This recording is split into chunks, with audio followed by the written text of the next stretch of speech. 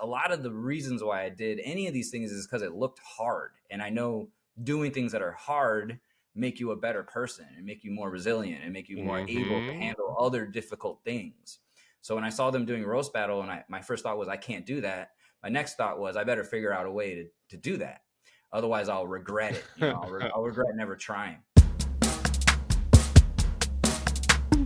Jokes in the gym.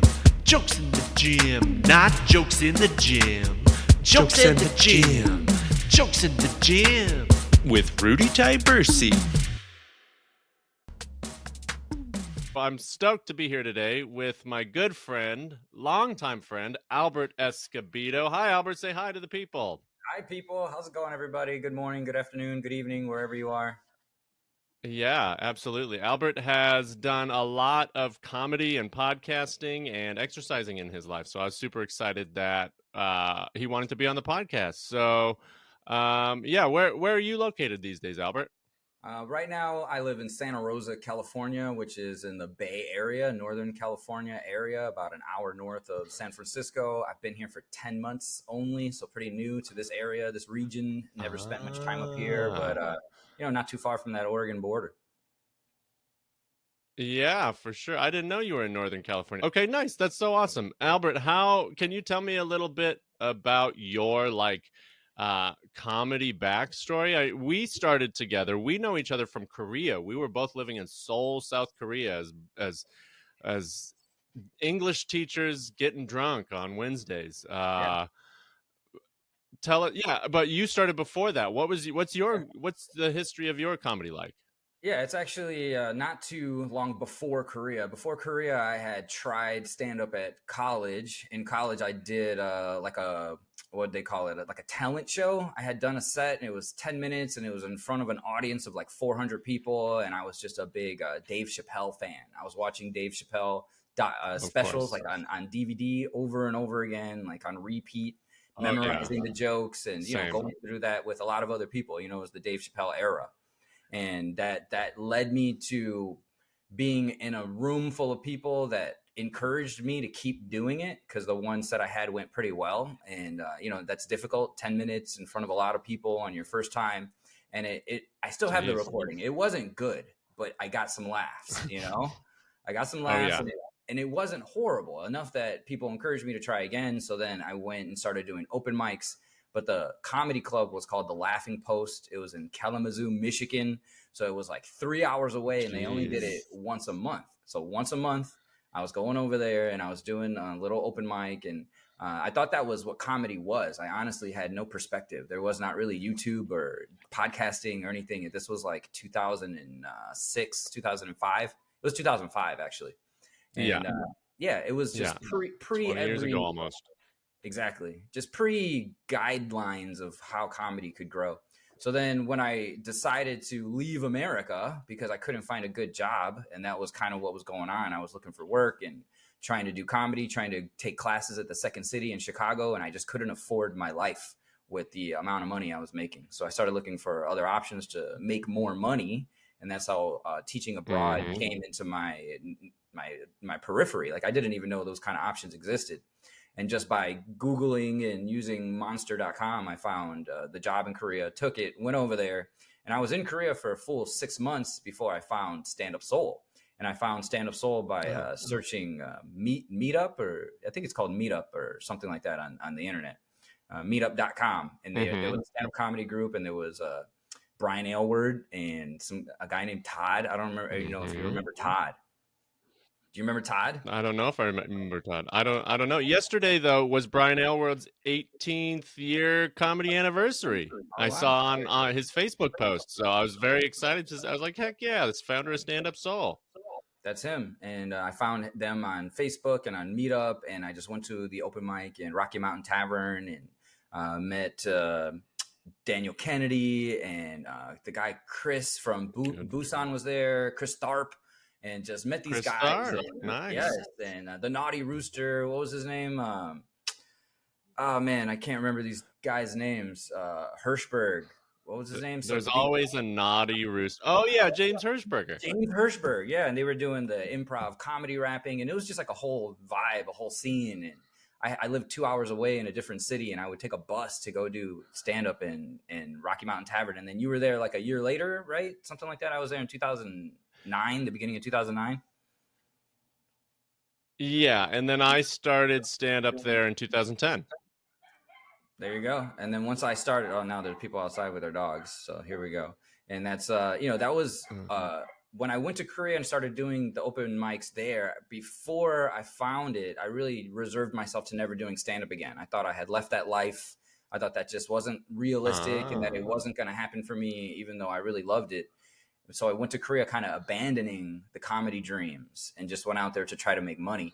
So when I found it, and again, it went pretty well, the first show I had, that they booked me on another show and booked me on another show. And so it just kind of rekindled that dream that it was a possibility. And then, as you know, Stand Up Seoul blew up, and we were able to do shows all over, and we were able to tour, and we were able to make enough money to bring over headliners. And that just kept me going. And comedy was just kind of that throughout all my comedy career. It was always just one win. Oh, I was always one win away from quitting, if that makes sense. Like I was always like, I can't do this anymore. It's not worth it. And then something big would happen, and I'd be like, well, it looks like I'm still doing this. And then same thing, a couple of years go by, and I would get frustrated, and I wouldn't make any progress. And then something big would happen, and I'd be like, holy crap, I should keep doing this. And then they kind of just carried me through for the next 15 years, and then cut to 3 years ago when I left LA because I gave up on comedy again. Roast battle was going well and all this. Oh, no. I was just broke. I was just tired of being broke. So I kind of gave up on comedy again, went home. Yeah, tell me about Roast Battle, though. You were crushing Roast Battle for a while. Yeah, Roast Battle was huge. It was right when I was at this pivotal point where my career in veterinary medicine was going better. I was getting offered better jobs because I had just more experience. Obviously, as time goes by, you have more experience, you're eligible for better jobs. And I had this teaching gig that was such a sweet job. I had a brilliant schedule. My classes to teach were so easy, like as far as my effort to actually teach. It was the content I knew very well. And then the money, I was making like decent adult money. I was making like finally in my life, like I could live on my own and I didn't need any help. So comedy was just kind of like, forget it. I was just like over it, over being up all night, over spending money, over traveling and not getting paid. And then the roast battle, I was going to watch these shows. And if you've never been to a roast battle show, in the beginning, when it was the biggest show in LA, when it was a brand new concept, those rooms were electric. Like I'm getting goosebumps just remembering it. It was just energy to 1,000%, and everybody going wild and everybody being into it in the most creative, cutthroat, nasty joke writing from the nicest guys that were just really brilliant writers, but they knew how to like dig deep and they knew how to like cut you and get reactions out of people and make the crowd feel sorry for people, or, turn someone into a victim or turn someone into a villain. And it was just incredible. And I was just watching it thinking to myself, I could never do that.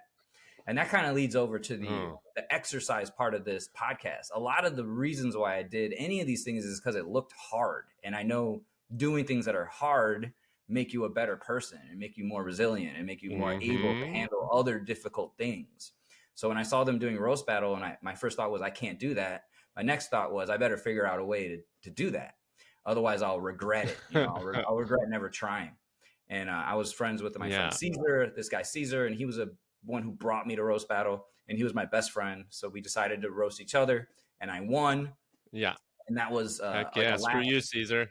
Yeah, forget Caesar. So we had this the battle was close. It was really close, and he honestly was winning. Yeah. And then at the very end, he said something that the judges thought was like cringeworthy. So then they gave us another joke, and then I won in the overtime. So it was like just a big surprise, and I was just elated, to have that victory because I thought I was going to lose. Go ahead. Were all of your jokes did you write your jokes ahead of time, or how much is written on stage or in the moment? How's that kind of work? Yeah, I think it's case by case, depends on the comic. But for most of us, and I would say at the time, it wasn't that many people, we were all writing ahead of time. We would all know that we were going to roast somebody within a month or a week or 2 weeks. And some of the people were like, night before or a week before notices. But for most of my battles, I knew at least a month ahead of time. And before that, there were all the people that I knew I wanted to roast. So I would already start writing jokes for them before the shows would even get booked. because I knew that there was Right. a high likelihood that the certain people that were, winning were going to roast each other, and the people that weren't winning were going to roast each other, right? So we had this kind of a ranking system. So I knew I wanted to climb the ranks, and I would look at the people ahead of me and already start brainstorming jokes and going to their battles and seeing what worked against them and kind of using that as tools and guidelines and structures to help me write jokes.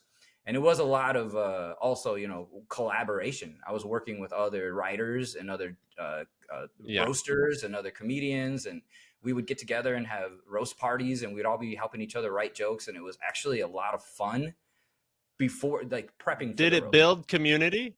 Oh, 100%. Absolutely. It made us feel like what we were doing was impacting the entire comedy community, because they started popping up everywhere. The roast battles started popping up in every city in the country and in the world. They were doing roast battles in Japan. And I don't know about Korea. I'm not sure if they ever did it, but people were going to Japan, going to China to do roast battles, and Mexico and all these other countries. So we did see like a real impact and an influence.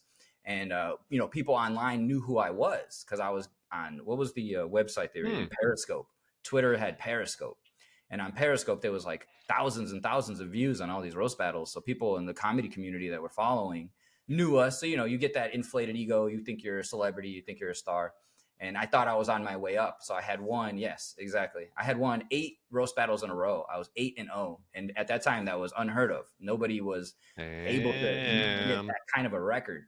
But it didn't last that long. As soon as I got 8-0, then I started roasting the top guys, and they all beat me, even though it was close. Some of them were close, but I was super nervous in those main events. And that's something that I never really got over. Every time I was in a main event with celebrity judges and celebrities in the audience, I would choke, and I couldn't get past that, that fear, that stage fright.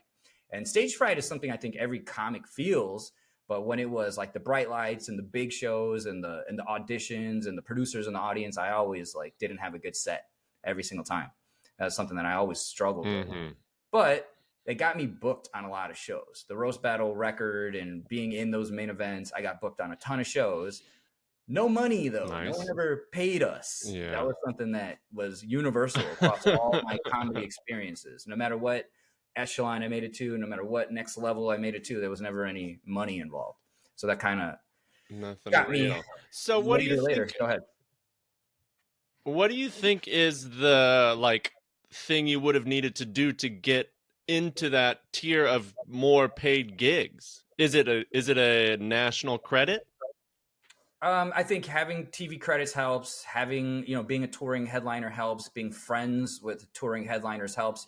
But ultimately, I think it's just your star power. I don't think that I have the star power that some of those LA guys have. Just that, innate X factor that they could just be on, and they're naturally funny, and they're good writers, and they're good looking, or not, but they're some other attractive quality about them. You don't have to be handsome to be attractive.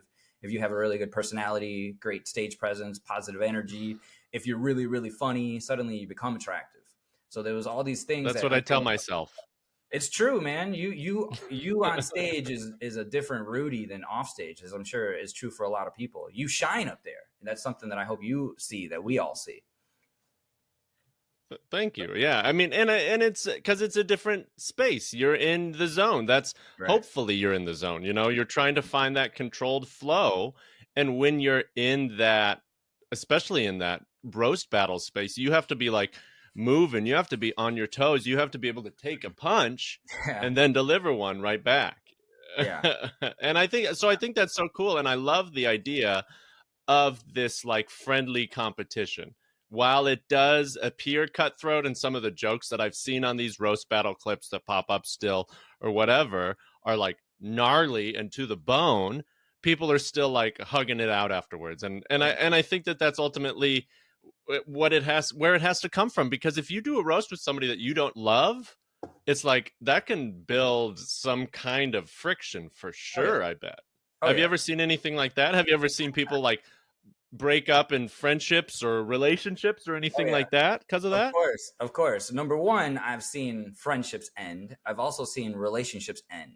But that's not the norm. Oh, no. Normally, you become closer with the people that you roast. And that's true for me in every instance. All the people that I roasted, I think I had 10 or 12 maybe total roasts. And very close friends with a majority of them, and the few that we weren't friends originally, we're definitely better friends now than we would have been if we didn't roast each other.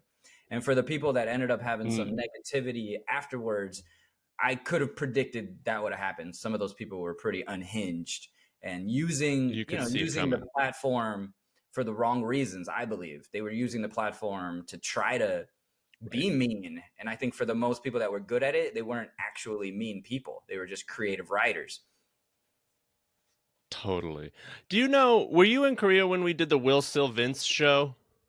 No, I don't think so. It doesn't sound familiar. Will's hilarious. He's like a heavy hitter. I think he trains in boxing, but he's from New York. He's at the Comedy Cellar all the time. He's hosting there. He's doing shows. He's touring across the world. He's so funny. And it's so great when you get to see those guys in like a stand-up Seoul setting, because it's like, oh yeah, that's what a professional comedian is. Like, that's how you do it for 40. That's what a punchline look. That's what an act out is. That's how you really control the crowd. That's how you maintain a persona on stage. But Will was hilarious. Will was so good. And I bring him up because he was roommates with Patrice O'Neill for years. And I'll butcher this story, but he told me this story about how people would always be talking to Patrice, always talking shit, always whatever, and like trying to get a rise out of him. And he'd barely do anything. But like, meanwhile, Will's his friend and he's busting his balls all the time. And he's like giving him shit and he's giving him a hard time constantly. And Will asked him about it one time. He's like, why do you do that, man? Why don't you even give those people attention? And he's like, I don't care about those people. He's like, those people don't mean anything I care about you. He's like, you're my roommate. You're my friend. Yeah. And so it's like, and however Will would tell the story would be a million times better, but it just always stuck with me so much. It's one of those amazing things also, first of all, because Patrice is the friggin' GOAT. You don't get much better than Patrice.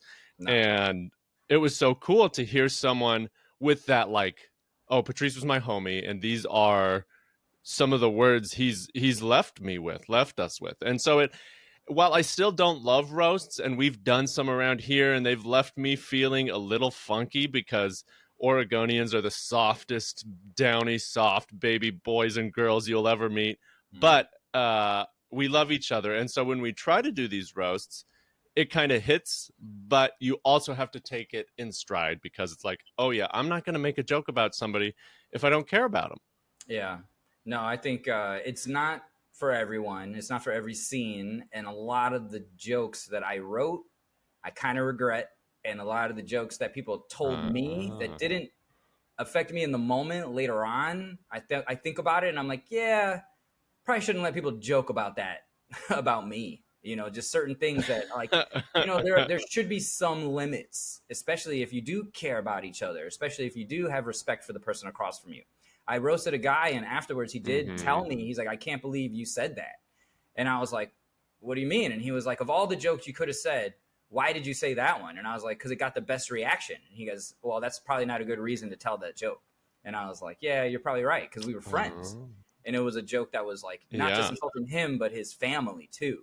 And I'm like, yeah, I shouldn't have just told the joke because it got the best reaction. I should only tell the jokes that are actually the best jokes, regardless of the reaction. Because what I didn't realize is you're not just trying to impress the audience who bought a ticket. You're not really. They don't know anything about comedy. You're trying to impress the judges. You're trying to impress the producers. You're trying to impress the people there who are professional comedians who don't really care how big of a pop you get if the joke was hack, you know? And that was something that I learned also. Like, you don't have to hurt someone's feelings to make a good roast joke.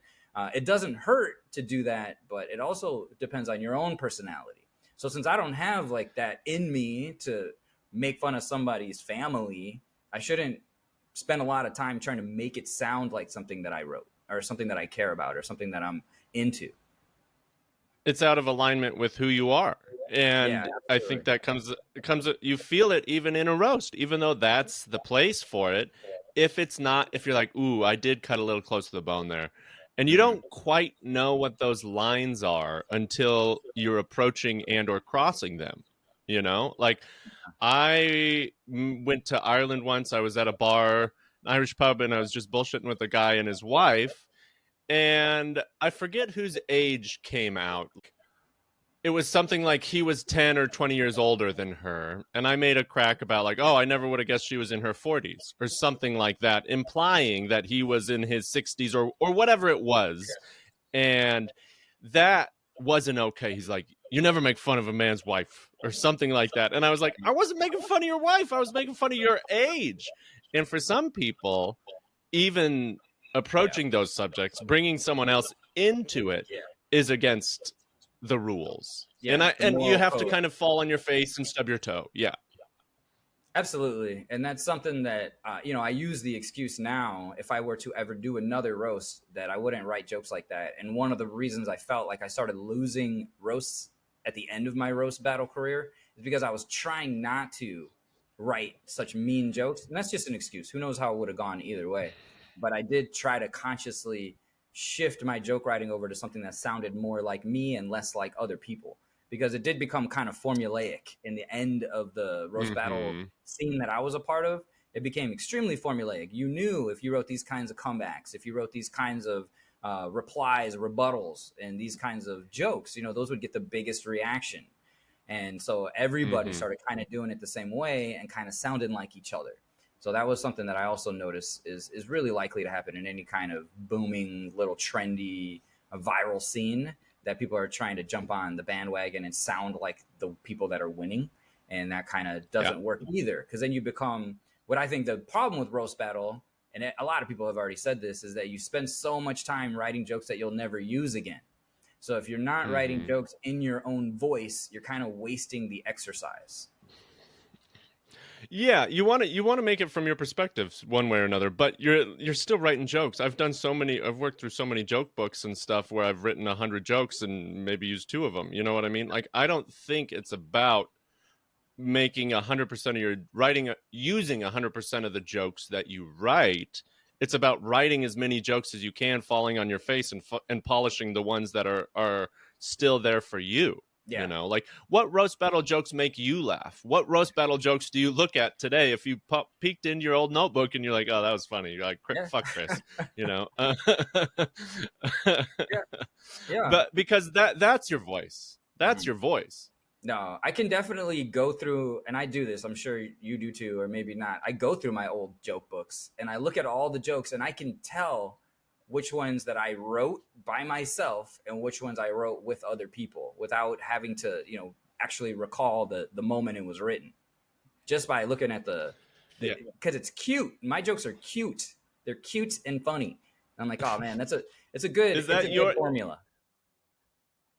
That's your voice, cute and funny? We're more alike than I thought, Albert. Cute and funny. Well, I'm trying to be more Rudy-esque. That's always been my attempt, to be more likable on stage.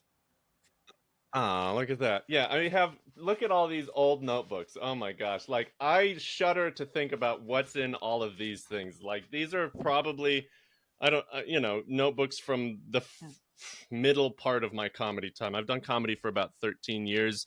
Are you still on stage these days, or have you not done it for a while?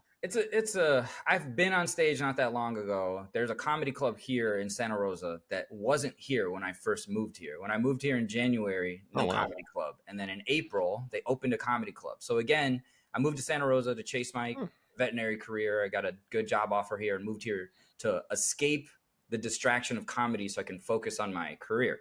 Again, that didn't work because I'm walking down the street in downtown with my wife and boom, there's a comedy club that wasn't there 2 months ago. And it's like calling my name. I couldn't ignore it. So I did a couple of shows, got booked on a couple of shows, had some good sets, had some okay sets, had some not so great sets. And then I got frustrated because I was putting in so much effort and time and again, no money. And people were offering me, like I did a show and it went really well. And it was like a 10-minute set. So you're in Santa Rosa.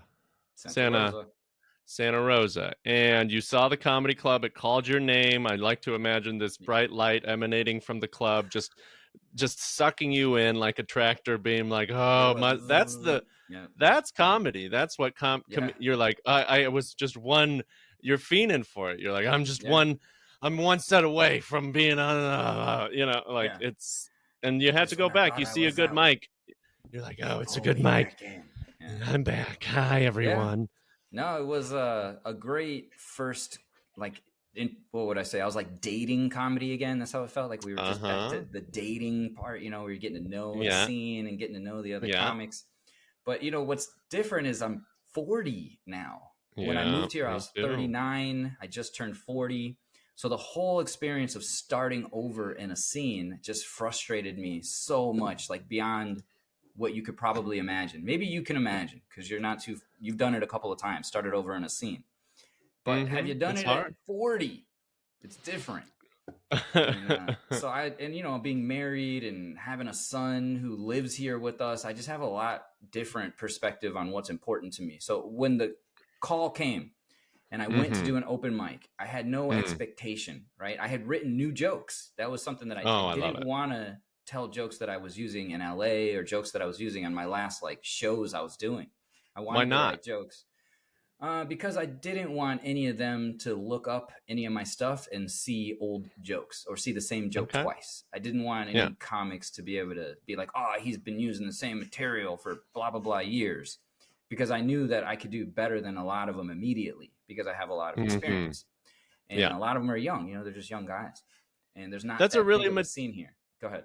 That's a really mature thing. That's using this external motivation to spark your internal flame. You're like, it doesn't matter if they've seen your jokes. You know what I mean? Like, I have a YouTube special. It doesn't matter if people have seen those jokes. They're not going to be like, oh my gosh, I saw him do that joke on the special. But it's a way to be like, no, those are jokes I've done. Those are jokes that I like and that work. But I'm challenging myself to get better. I'm challenging myself to do better than I did before.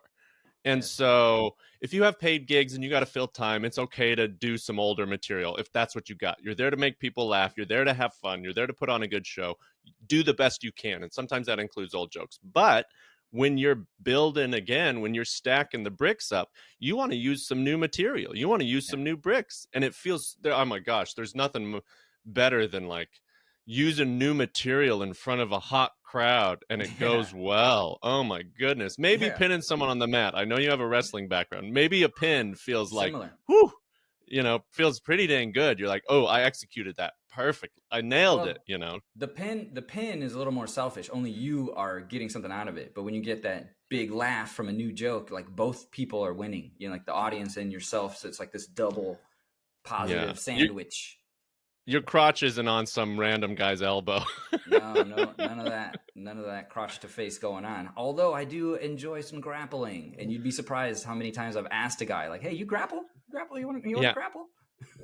Dude, do you watch Rogan? Do you listen to I don't watch a lot of Rogan, but the clips will pop up and they'll resonate. Our old buddy was on Rogan. I can't believe Sonny was on Rogan. That's so freaking cool. Sonny. I love that. Sunny Side Up, best ever food review show. We came up with Sunny in Seoul. I love that guy. I'm going to try to get him on the pod someday. We'll see if it works. Yeah, he's been pretty good about keeping in touch over the years. And, I've always just reached out to him when he's hit a big milestone and he'll reply. And then, he was on the Rogan show. I was mentioned on the Rogan show. So he and I had something to bond over and I took advantage of that. Yeah. When you were in the roast battles and stuff? Yeah. I got a shout out on the JRE, and that was another thing that kept me in comedy for a while. I felt like that was a win for some reason. That's so cool. Yeah, I mean, there's been a few of the Korean friends, the Korean crew. Hans is blown up. Hans Kim is blown up. We met him in Korea 10, 12 years ago, something.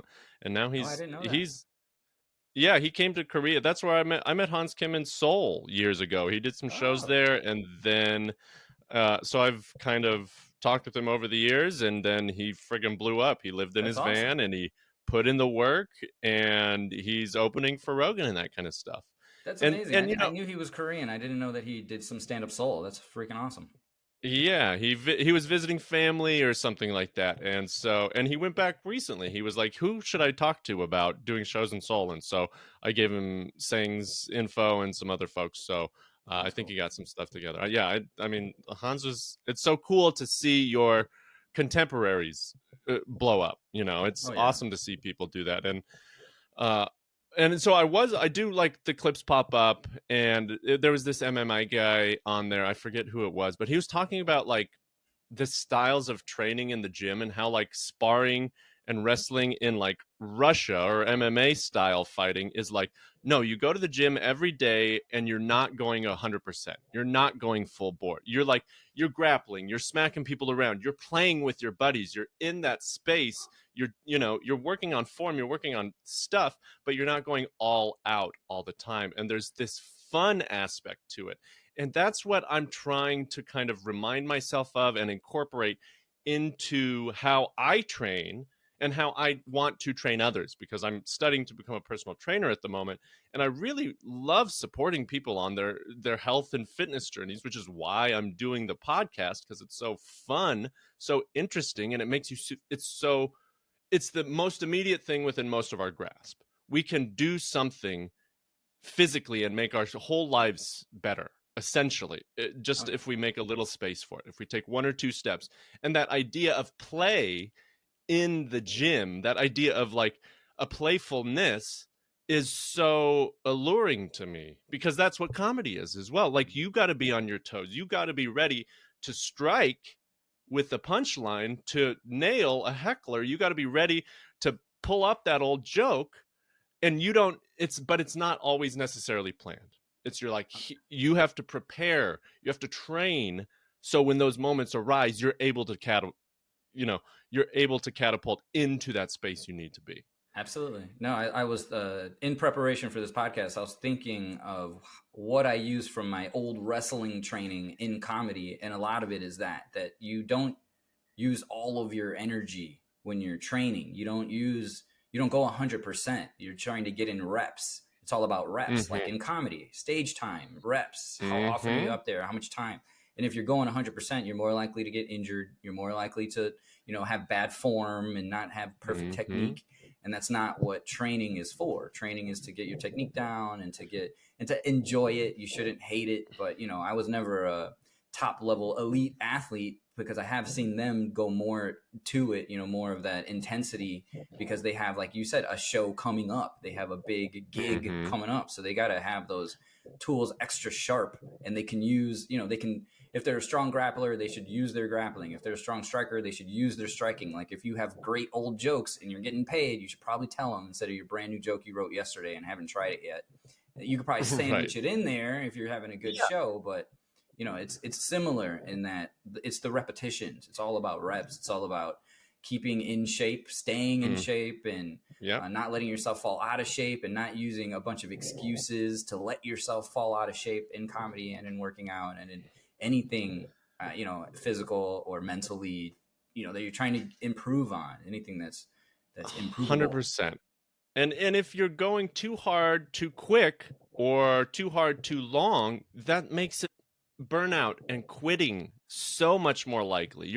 If you start like guns a-blazing, like January 1st, new year, new me, you're like, I'm gonna do it all, and like you have a week of working out that you hate, like, that's not good for you. That's not why you're going to the gym. You're going to the gym to feel better. And if you hate every moment of it, if you can't stand the idea, I know I'm one of those sickos who loves the gym. I want to work myself to a pulp. I want to feel like nothing at the end of a workout, and I have to dial that back because it's not good for me. I'm finding that doesn't help me in the rest of my life the way I want it to. It doesn't lend itself to comedy the way I want it to. If I go all out for 2 hours at the gym at noon, I'm done by the end of, by the time a mic comes around. So I'm like, it's 8 o'clock. I have to go out now. That sounds awful.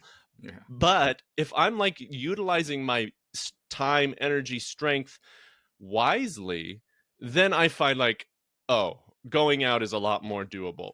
Working on that joke, working on those mics. Like, sometimes you go to a mic just to get in the space. I took a bit of a break this summer, and then I had a comedy festival, and I used that to kind of like get back in the headspace of comedy. It was fun. I saw my friends. I went out, and then I was going out super regularly for the next 6 weeks, getting ready, because I headlined Margaritaville last week. And it was, 2 nights at Margaritaville is like a huge milestone, right? It was one of the first times I like, first of all, headlining Margaritaville, a conference room at I don't want it to sound like there was tons. It was like 60 people in a conference room at Margaritaville. It was a blast. Had so much fun. So thankful that I got to do 2 nights in a row at the same place. And I had never That's done awesome. that before as a headliner, and being able to do 50 minutes back to back. It's like, oh, okay, that's so valuable. That would be my dream job, is to be able to just headline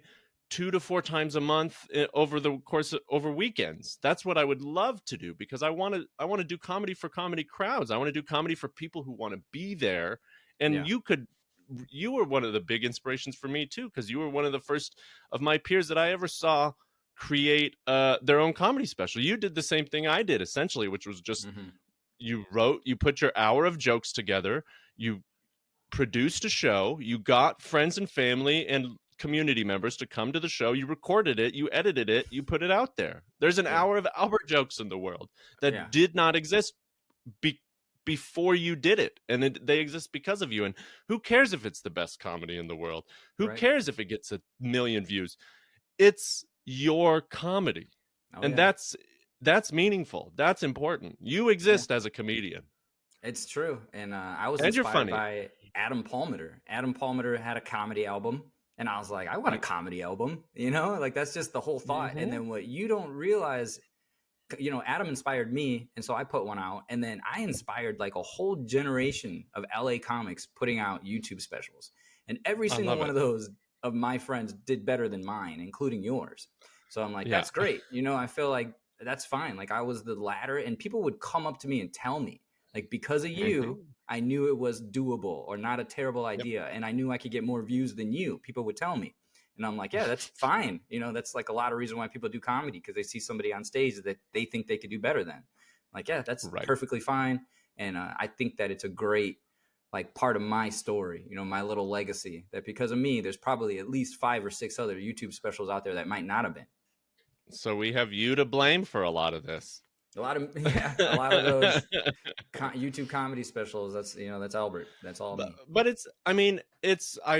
there was some quote from Nikola Jokic, the MVP center of the Denver Nuggets, just won an MVP title or an NBA championship and an MVP. Just such an amazing player, so good, and he's so weird. I love his approach. He's like, yeah, the NBA is my job. I'm kind of better than everyone without even trying. But he does try. He works his ass off. But mostly what he wants to do is go hang out with his horses. That's why I like him so much, because it's like this giant man. But somebody asked him about how you get good. He's like, well, first you have to suck, and then you have to be kind of good, and then you have to fail. And once you fail, then you learn how to actually be good. Or something along those lines. And that's what it is. And I look at all those comedy specials out there. You see 100 comedy specials on Netflix even. And some of the quality of specials on Netflix is amazing. I watched some of them. I just go bananas. Beth Stellings was awesome. I just watched Pete Holmes, Taylor Tomlinson. Like, so many people, Shane Gillis, so many people put out great specials in a year. But then you see a lot of specials out there and you're like, I could do that room. You know what I mean? You see a lot out there, and it's like, it's the same thing with any kind of creative pursuit that has some kind of tangible thing at the end, whether it's a movie or a comedy special. You see them all out there. You're like, there's so many shitty movies out there. There's so many bad comedy specials out there. I could be one of those. I could be one of those. Yeah, you could throw my name in the hat of comedy specials nobody wants to watch. That's fine. Exactly. It's funny. I go ahead. No, you. I listen to my own comedy special on a regular basis. It came out in 2016, and I probably listen to it like every month or every other month because it makes me laugh. It's funny, and the jokes age well because it's my life. And there's parts of the jokes that I wrote because I was going through something. And it reminds me of that when I listen to it. And it's probably funnier to me than anybody else. And that's appropriate. Exactly. You should be making yourself laugh. And that's kind of I do too. I think it's annoying for some viewers. I can see how it'd be a little annoying watching from home or something like that. People don't love that. But I'm playing with the jokes. I'm telling the jokes. I'm writing the jokes for myself, first of all. I'm writing the jokes for me. It's about my life. And so I still think it's funny. And sometimes I'm also laughing at like the audience response to it. You know what I'm like? It's their first time to get to play with this dough. and you're like, here, yeah, it's a weird one. That's funky. Yeah. And exposing yourself, I mean, obviously there's something really greatly rewarding about being honest in front of others. Yeah. Otherwise we wouldn't do it. It's a super hard thing to do, but it's something we just can't get enough of. Obviously you've tried to quit. You're like, I've tried to quit comedy, baby. Does your wife look at comedy like, like another woman, or, you're putting down the bottle? You got to put down the mic, my man. I think it's pretty hard for her to really rationalize my relationship with comedy. She's been there since my first show. So my wife and I have this like long history of a relationship, and she was there the first time I did comedy. She was holding the camera. So really? For her, just coincidentally, we were dating at that time. Then we broke up, and then we got back together 9 years later. So in that, so you've known her for 15, 20 years? I've known her for 18 years. 18 Oh, years. I didn't know that. Yeah, That's so cool. In a side story, she's the reason why I went to Korea. I went to Korea because her and I broke up, and she started dating a dude that lived across the street from my mother. So I would see them together, and it broke me mentally. So I was like, I got to go as far away from this as possible. And I ended up in Korea. But she drew you right back to the States too. She got me back. This is true. She was the one who got away, and when the window of opportunity opened back up, I jumped on it immediately.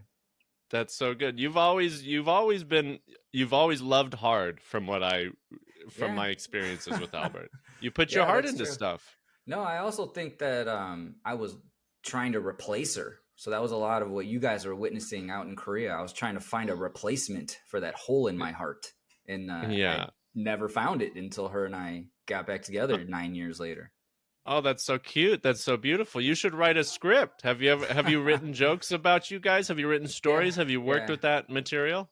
Yeah, I've told jokes about it, and I tell people it's like the Notebook, but with more tortillas, and just like weird little comments about how my relationship is special, and it is like this really beautiful story. But I just use it to caveat into something silly. I try not to lean on it too hard because I feel like it's not as relatable as shitting on a marriage or shitting on a relationship.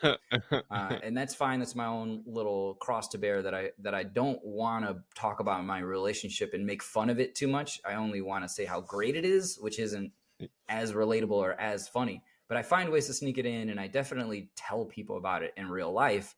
And it absolutely affects my comedy and my joke writing, because a lot of my jokes revolve around me being a married guy and how it's not bad. But as far as my relationship with comedy and going in and out, I think she sees me as like a ex-pro athlete that still has dreams of going back into the league. And it's not too far from the truth. But in my mind, I'm like an athlete that's retired. I'm just too old. Like I can't do what I used to do. I don't have the stamina. I don't have the endurance. I don't have the youthful factor that helped me in a lot of my comedy career. Just having the willingness to be social and make friends and smile at things I didn't think were worth smiling at, and being nice to people that I didn't think were good people. Like I don't do any of those things anymore. Like all those things I used to do as a kid, be friends with people that caused my life trouble, and, hang out with guys that I thought were awful human beings, or ladies, and I just don't do any of that anymore.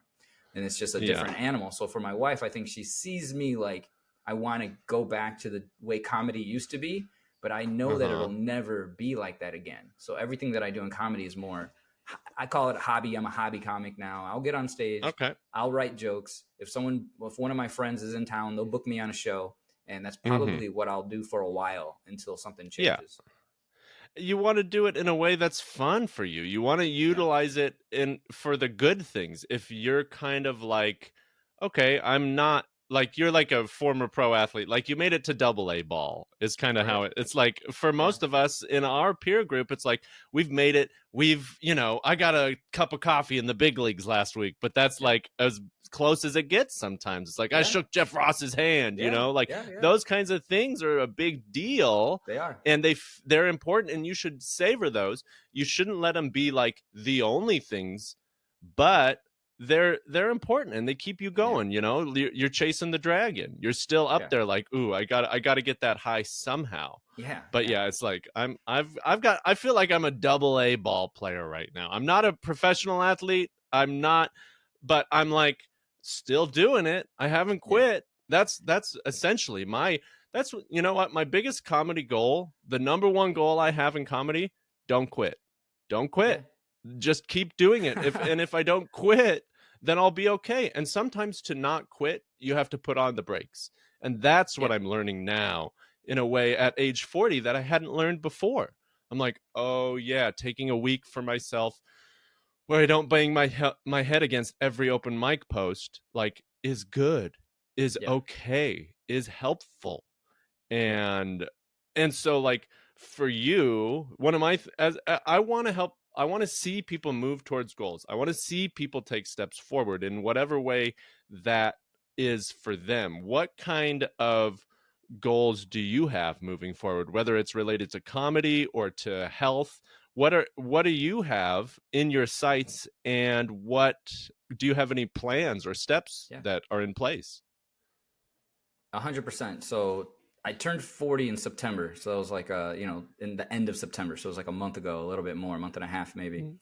Represent. Before I turned 40, and as I was turning 40, I made a mental decision to concentrate on my health much more than I have in the past. And I've never not concentrated on my health. I've always tried my best to eat healthy and exercise. And I'm not an exercise freak. I don't exercise every day, but I do exercise regularly. And if I feel Mm-hmm. myself starting to fall apart, I'll exercise more to try to make up Mm. for lost sets, reps, whatever you want to say. Listening to your body.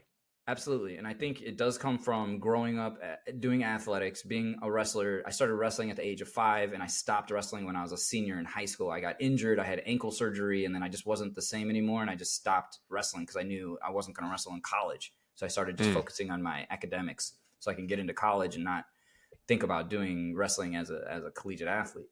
So from my wrestling days, you have that muscle memory I believe in a lot. I have a lot of muscle memory where my body knows what it feels like to be in shape. My body knows when I have bad posture. My body knows if my neck hurts or my back hurts, it's because my core doesn't have the strength that it used to. And I used to, rely on my youth and not do anything about it until it started hurting. But now I'm older, and I've decided to get ahead of the game by really focusing on endurance, but not like I'm an endurance athlete, but more to challenge my mind Mm-hmm. to keep going when I'm in pain Mm. physically, but I know that I can keep going. And it is like a Mm-hmm. David Goggins thing I keep in my mind, and my wrestling coaches when I was in high school keep in my mind that to improve, you got to get out of your comfort zone, but you don't need to Mm-hmm. suffer. There's that fine line where you're like, am I really tired, or am I just making excuses? Do I need to stop right now, or can I go another half mile? Can I go another quarter mile? Can I go another 0.1 miles? And Right. every time the answer is yes. Like, yes, you can go another half a mile. Yes, you can take one more step. And I believe that mental gymnastics that I'm doing as I'm suffering through a run or suffering through a workout routine, that telling myself in my head, yes, it hurts right now, but you've done this before and you can do way more than this. Let's Mm-hmm. attempt to get there. You don't have to Yeah. get there. And that's the new thing that I tell myself. You're not an athlete. You're not you're not performing right now. This is just for you. If it Yeah. hurts, stop. If it doesn't feel right, stop. You don't need to impress anybody. And I used to work out like I was going to the Olympics. I used to work out like I was back as a high school wrestler, thinking that I needed to win and needed to, outwork out the guy next to me. And it wasn't getting me anywhere. Kind of like you were saying earlier, it wasn't benefiting my overall health. It was actually making me not look forward to working out. It would make me like regret it. Like, oh, I'm about to go beat myself up. But now what I do is I Mm-hmm. take it so lightly. I only do what I feel like doing. I make it very, I vary up the workouts so it's not so predictable. It's not so Mm-hmm. mundane. I'm not doing the same kind of workouts every time. And if I Yep. don't feel like working out, I just do push-ups and pull-ups in my living Yep. room. And I have like a little thing that attaches to my door frame. And I'll do like yoga and just stretch instead of working out. And Mm-hmm. I used to not count stretching as a workout, but now I do. Like, that could be my whole workout. I'll stretch for an hour. I'll stretch for 2 hours. And I feel like it's worth it, because also what I realize, which I'm sure a lot of athletes do, is the way I think while I'm working out is much more constructive and positive than when I'm not Uh-huh. working out. I tend to focus on what I can't do or what I'm frustrated with when I'm not working out. But when I'm working out, a part of my brain is saying other people aren't doing this. The people that you're Mm-hmm. working with that are causing you stress probably aren't trying as hard as you are to solve these problems.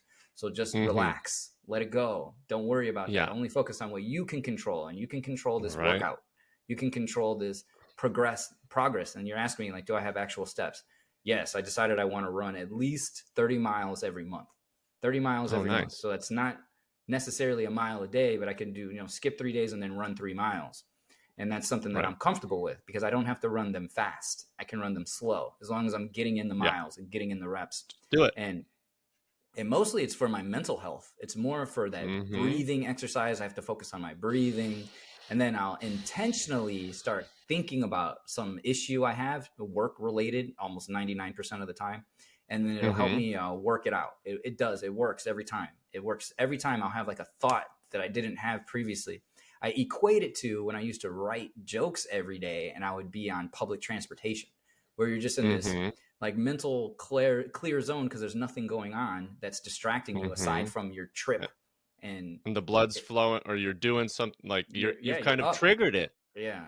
You trigger that what do they call it? The muse. You call on the muse to help you get through a creative issue.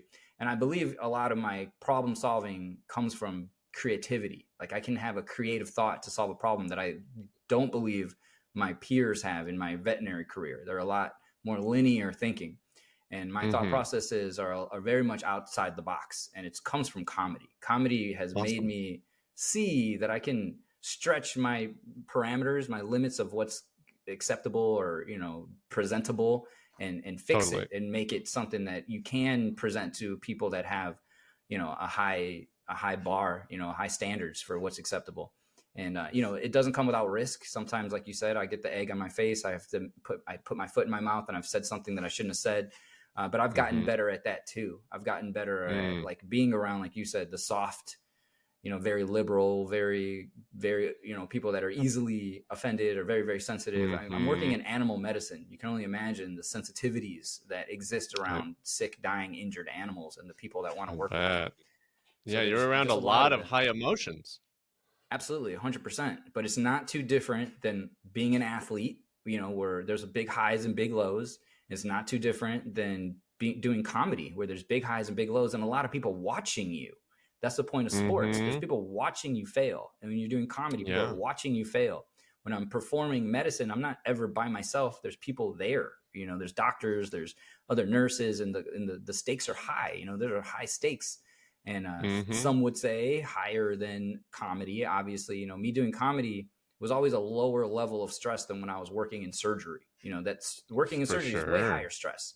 But it's similar stress where I just don't want to fuck up. I'm sorry, am I You're fine. It doesn't matter. Podcast? I don't think so. Yeah. Just making mistakes at certain levels is less than okay. Like, in some positions, in some parts of life, it's okay to make mistakes, and sometimes it isn't. And that's what I like to know about everything that we do in life. Everything as humans, everything as adults, everything as people that want to get better, that you have to realize some things are really important and some things really aren't. And although something might seem important, like a show, you do a show in front of everybody and it doesn't go so well, but then you do another show later that does so well, and all the jokes you wanted to tell you told, and they all killed, and that feels so much better than a show that didn't go well, that you were like, just going through the routine.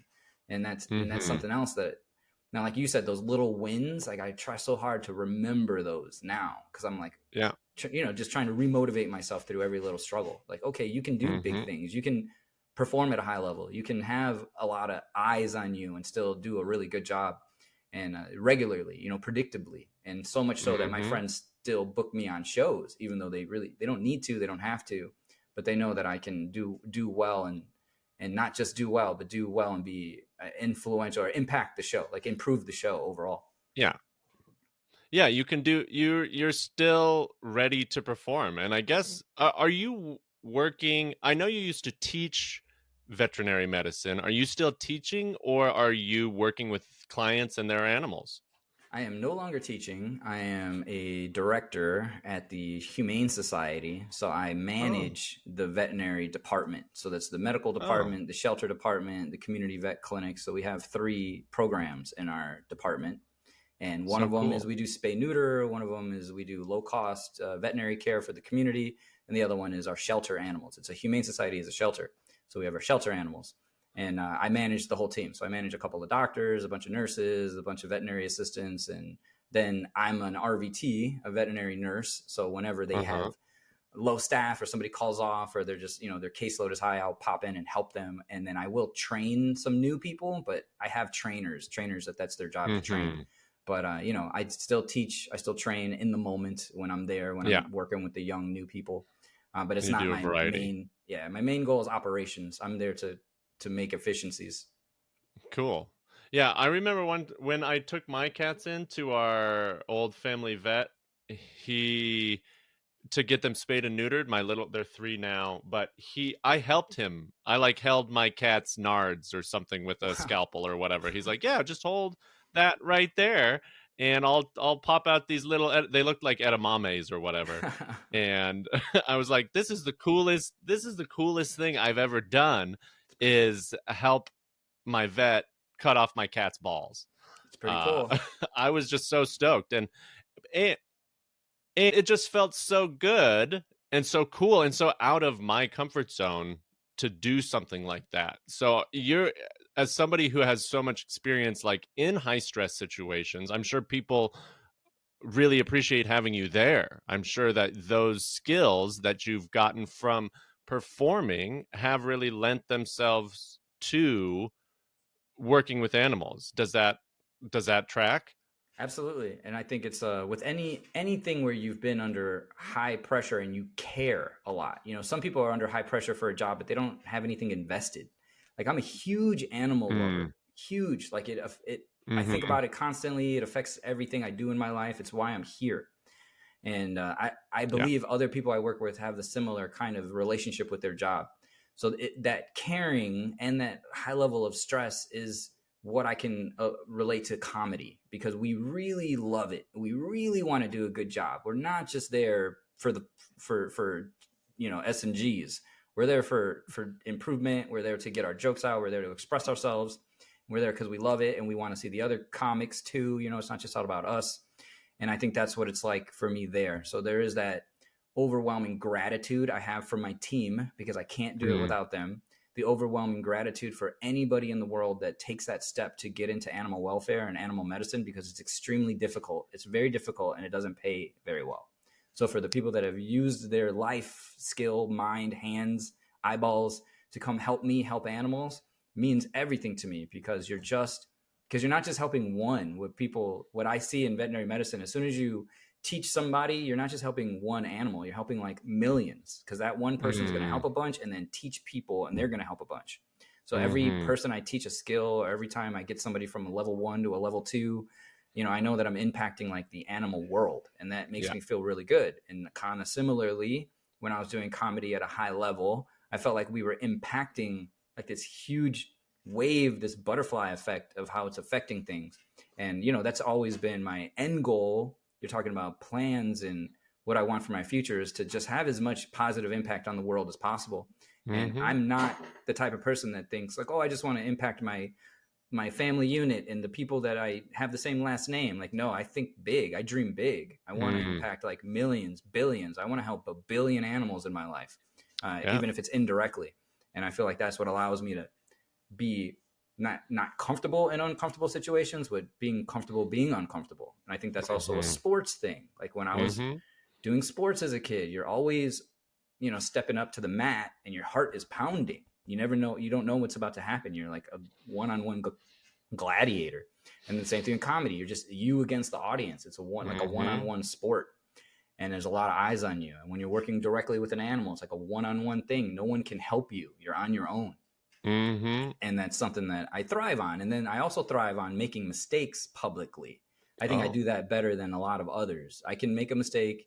People can see it. And I'm just I hope it doesn't happen again. I can learn from my mistakes. And you fuck up so well, Albert. I'm a professional fuck up. That's all. That should maybe be the name of comedian. Professional fuck up. I like it. It's not terrible. And it translates. It translates to everything. Go ahead. 100%. I don't think your jokes get better unless they fail some of the time. Like, you have to figure out how to make them work. And I think, well, going back to what you were saying about impacting others is something I've always noticed about you is you have that service mindset. You have that desire to serve others. And I don't think everybody has that in the comedy world. So many people do get in it purely for egotistical reasons.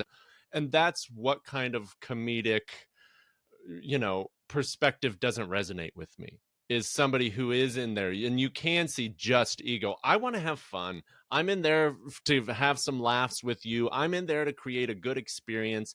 And comedy is like types of medicine in that it's preventative medicine. The gym Oh yeah, and comedy are preventative medicine. If you think that's about awesome. Yeah, you get in that room, you're laughing with 50 strangers at the same pain. That is medicine. That is magic. That is something in the air that will never happen again. And if you allow that to be greater than yourself, it's so much more rewarding. It's the closest thing to church you get, right? And yeah, as up absolutely. there, we get to be there helping people. Well, the closest thing to church is actually going to a professional sporting event with 20,000 screaming fans. Yeah, You know what I mean? Like, when I yeah. went to the No, that's Portland Trail Blazers playoff game, I couldn't, like, oh my God. It's like, that's you a religious feel experience. you're floating in that arena with everybody there. It's amazing. And Yeah, that's comedy amazing. gives that same experience. I'm sure I say this all the time. I've had a friend who came to a show in Korea at the Renaissance Hotel where we put on shows with all these comedians. And he was like, I've been all over the world, but I've never had a night quite like this. And it's just such a cool thing to think about. Somebody who's done so many things. And yet a comedy night, just sitting in a room laughing at jokes, can be some of the biggest, most impactful moments that you have. It can make your day, week, month, year if you Year. go to an Yeah, amazing show. You know what I yeah. mean? Oh Oh my no, gosh. what we have seen and been able to do is pretty magical. Like miracles that we in our life have seen. Just you and I putting on these Yeah. shows with our friends in Korea and people showing up and us getting big laughs and us like really feeling like comics, but we were in a foreign country, Mm-hmm. like that's unbelievable. And that Yeah. experience really, like I can keep that memory of Stand Up Soul and probably be satisfied for the rest of my life with everything I've done comedy wise. That Mm-hmm. was something to me that I needed at that time that I don't Yeah. really need anymore. I don't need Mm-hmm. that validation anymore like I needed then, to just know that I am a person that can impact in the way that I want to impact, and that I'm not Mm-hmm. reliant on where I came from or my family or what other people can do for me or how I grew up or what other Yeah. resources that I had available to me, because when you are around where you grew up, and to take that show on the road like we did and to get those responses like we did, and for me to see you having fun on stage and telling jokes that are just completely silly, completely like irrelevant stuff, but to get Totally the irrelevant. audience so into it and so happy. And I would see the audiences just being lost in your comedy, our comedy, because we were providing something for them that they couldn't get anywhere else. And it was like we were so lucky. We were so Yeah. lucky to be able to do that. And the timing was right. And the group of us was Totally. right. And the motivations were right. And, those are Yeah. something like that just isn't going to happen to me again. It's just not, Yeah. and probably won't happen to anybody ever again. Stand Up Soul is not new anymore.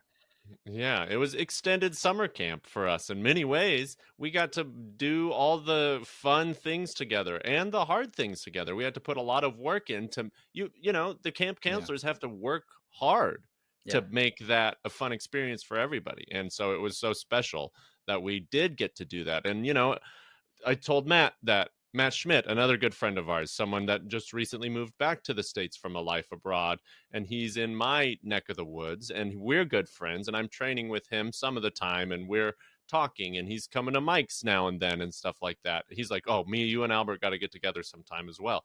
So it's like these formative moments are more important than you realize, I Yeah. think is it. So like whatever step you're on in your journey, and I'm still in an early, young, middle step, it's like I can do some things, but I can't do a lot of things. But whatever step you're on, I think the main point is just be on that step. Enjoy it. Don't rushed to everywhere. Like you you have so little control over so much. Control what you can control. Take the next step in front of you. Sometimes it's a mic, sometimes it's the gym, sometimes it's writing a joke, sometimes it's just watching a comedy special, sometimes it's reading a book, sometimes it's going for a walk or petting your cat or doing whatever. But whatever that next step is, take it, and hopefully you can find some kind of joy and presence in it, because I think that's ultimately the biggest gift we can give anyone is our presence.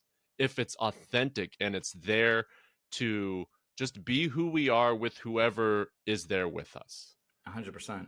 100%. I think the whole takeaway is just like you're saying, being present and enjoying the process.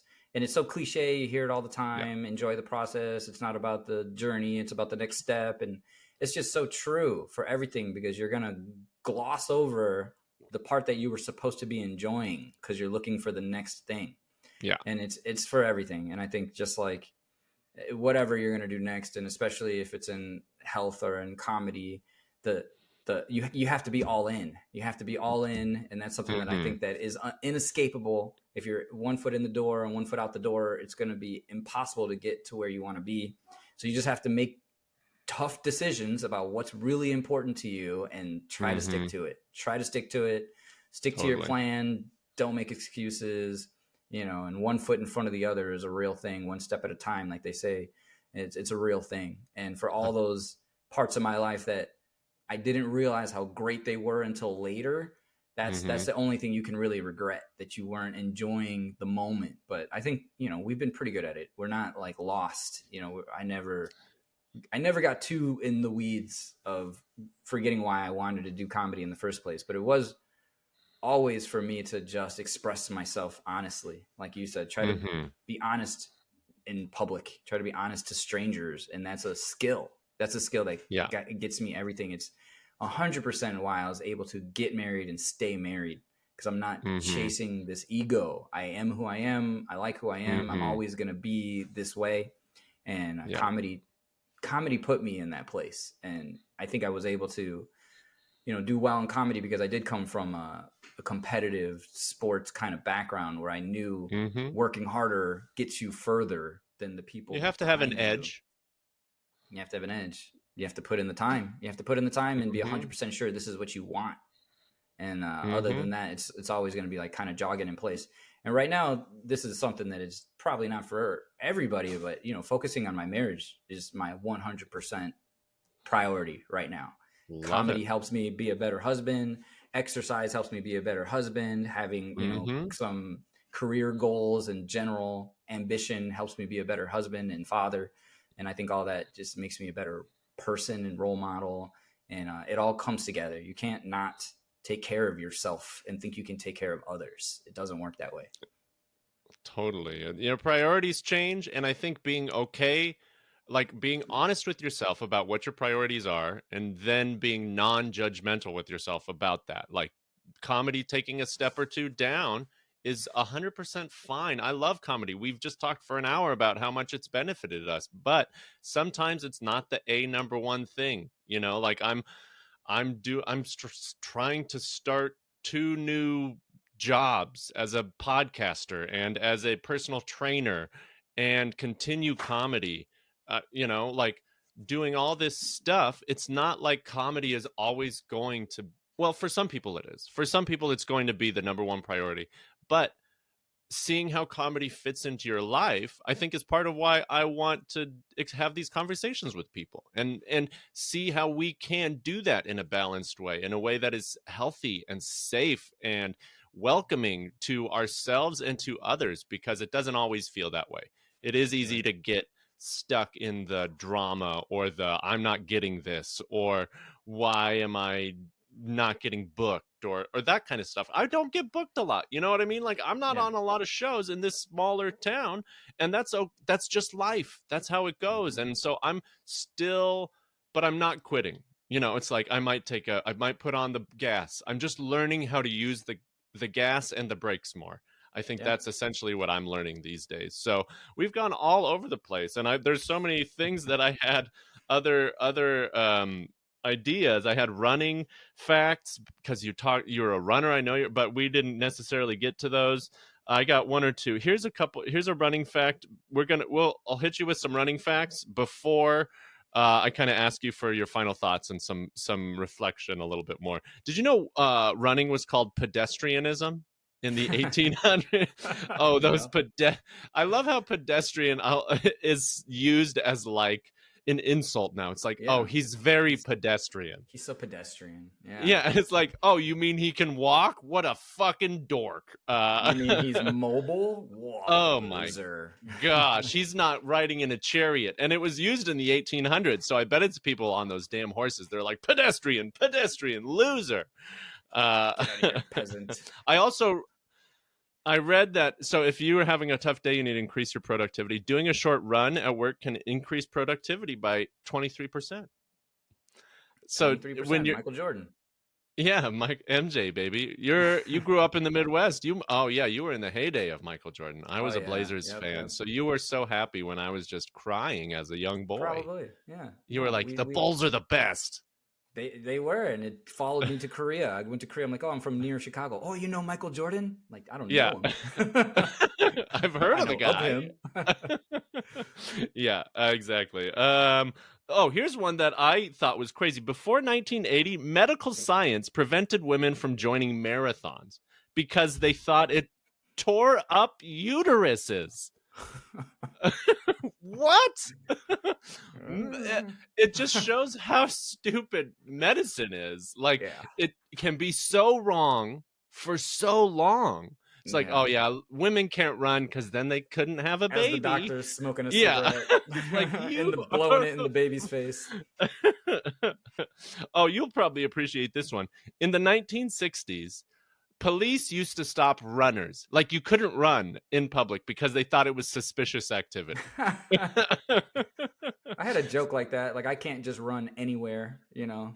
Yeah. Some places would be like, oh, I wonder what he just did, you know? Yeah, exactly. Like, it is a thing about running, and you don't look like a runner. You know, if you're not wearing the proper attire, it does look suspicious to anybody. To me too. I see somebody running in like sweatpants and a t-shirt. I'm like, wonder if something just happened to them, or are they exercising? I don't know. And it gets people in serious trouble still to this day. Like, you know what I mean? It started a riot in half of the country. Jeez Louise. That's right. The jogging guy, I remember. Yeah, fucking hey. Have you done a marathon? Have you ever done a marathon? I've not, but I've been toying with the idea lately because I told you I'm trying to increase my running just because I feel like it's good for my mental health. And of course, my cardiovascular I know is going to be an issue later in life. So I'm trying to make sure I don't have a heart attack at the age of 50. So I want to do the marathon just as a challenge, but I haven't yet. No. Buddha Singh completed 48 marathons before the age of 5. What? Before the age of 5? It's some kid from India. But this is insane. He started at 3 years old running marathons, and he completed 48 by the age of 5. Did he fall through the first one? I saw this His on a mom pushed him in the stroller, maybe. He could. There's so many. Like, how would a kid even do that? Why would they keep doing that? That seems insane to me. I don't know. Oh it my seems gosh. like maybe borderline child abuse. Unless this kid is, there's some prodigies. Some kids are just born to run. Who knows? They're ready to run. Well, I'm not a runner. I do not love running. I don't love how it feels on my hips, knees, and ankles. It's just not. I'm about 180 pounds ish, and it's just never worked super well for me. So I also want to put in some stats that 40 to 50% of runners experience yearly injuries. So I just want every runner to know that you're gonna hurt. You're gonna feel bad. It's not gonna be great the whole time. And same thing with lifting. You talked about getting older and just like doing stretching and mobility. I kid you not. I'm just like so into stretching. I talk to strangers about stretching. I will be like I stretched this morning. I try to figure out more ways to get stretches in, just because I want the energy to flow through my body. And I don't think that we're listening to our bodies enough. And stretching as a 40-year-old, like just moving a little bit, just doing a little bit, it can make a world of difference. Oh yeah. No, it's so I don't know. It's just like, it feels great. It feels like I'm almost cheating. Like I'm just like, how can this feel so good? And it's so Yeah. necessary, but you're like laying there. Yeah. It feels like cheating, but it is, I don't know. I'm more in love with it than ever, but it's kind of been progressing, as I've Yeah, gotten older. The stretching totally. has just become more of a priority in my workout routine. Yeah, I love it. I Same. used Me to like too. stretch to go run or stretch after running, but now I just stretch all the time, like Yeah. regardless. Yeah, no, I'll stretch just instead of doing something for sure. Yep. I totally love it. All right, Albert. Well, I let's do this again sometime. I'd love to Yeah. catch up. I think part of the fun of talking about goals with intention is checking in on people later as well to see how they're doing. And so let's do it again. My goal is to do a show a week for a year and see what happens at the end of that. Yeah, So man. Definitely. I would love to let's be a let's regular. stay in This was a lot of touch. fun. Definitely. Thank you, man. Really appreciate this time. I love it. And so the last question I'll ask you before kind of signing off is if you could give your beginning self, your early comedy Albert, any advice, anything to keep in mind, what is the thing that you would tell him and or wish he knew when he started? I would give myself one solid piece of advice. Go home after the show. Don't Why? don't spend all your money and time drinking and hanging out and doing all the things that didn't benefit. And I had a ton of fun and made a lot of Mm-hmm. friends, but I definitely destroyed my like liver and my body and a lot of hangovers and just wasted other parts of my life. Like I went all in on comedy and just kind of abandoned everything else because I was sure I was going to make it. And I wouldn't Mm-hmm. do that going back. Go back, I would be more of an adult and not like trying to be the the starving artist like I was comfortable with being then, but I learned like that's not me. It's not me. I was Right. trying to be somebody that I wasn't. So that's Yeah. the only thing that I would change. Like these days I don't like going out. I don't want to hang out. I Uh, don't want to have a beer after the show. I want to finish my set and go home and hang out with my wife. And yeah. if I could do it all over again, I just would have focused more on my overall well-being Yeah. as opposed to just chasing comedy as a dream without any Yeah. realistic steps and a plan and all the things like I should have leaned into the podcast a little earlier and leaned into Mm-hmm. the veterinary medicine part of my life a little earlier and just Mm-hmm. hindsight is 2020. There's just so many things that I waited too long to realize because I was focused on like a popularity contest. I thought being Mm-hmm. friends with people was my ticket, my gateway. And it was temporarily, but it doesn't carry you the rest of the way. You have to have that real consistency and discipline that I didn't have. Yeah. No, I love it. And I think that that's a pretty common theme among comics who would talk to their younger selves so far is kind of take it Yeah. easy. You're like, don't Yeah. focus on the partying as much. You can go hang, have fun, but be good to yourself and figure out where comedy fits in your life.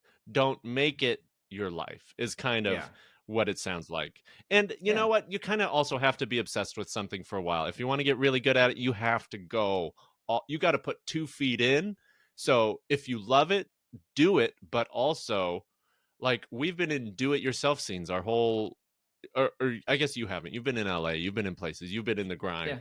But in these smaller scenes, it's like it takes a lot of work to put on shows and to do things and to make it happen. So be kind to yourself and don't talk trash to yourself all the time if you're Absolutely. not doing X, Yeah. Y, or Z. Yeah, I love So that. Big thing in my older life now, well, my whatever 40-year-old life is the scissors. Do you know about the scissors? tell me.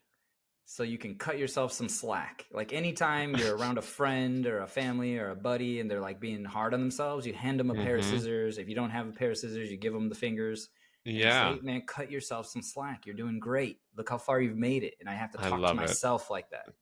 I love it. I did a bit about that very thing last night. How would we talk to our friends the way we talk to ourselves? And I'm trying to make it funny. It'll get funny one of these days. Yeah, I bet it will. Well, Albert, you are a delight. I'm so excited that we got to catch up, dude. It makes me so happy. to reconnect with you. You've been a big part of my comedy journey throughout the whole time, and I want you to know that, and know that I appreciate you and all that you have done. You've always been a hard worker, somebody who has also made me laugh many times. You're willing to put in the work, and you're willing, and you want to do it, I think, for the right reason. So I appreciate you, and I appreciate you being here.